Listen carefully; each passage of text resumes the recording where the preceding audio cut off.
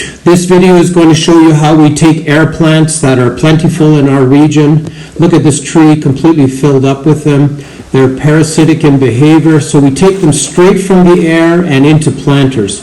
We have a little trick that we do to get this to work, and these samples came from a rotten tree that fell over, and it's a gorgeous red variety that actually looks a lot like yuccas.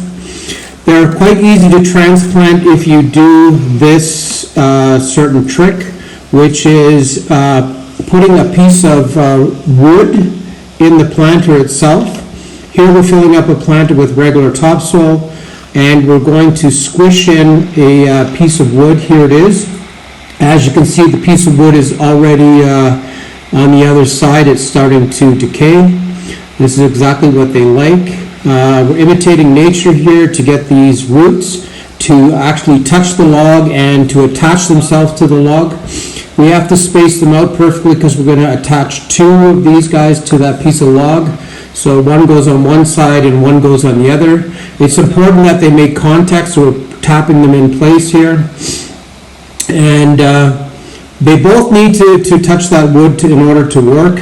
And as soon as the log runs out of nutrients and energy, the plants turn to a yellowish color, and you can give them another piece of wood.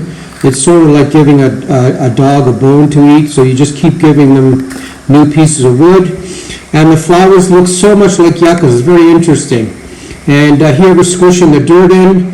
Very little water because we're right beside the river, so there's tons of humidity there.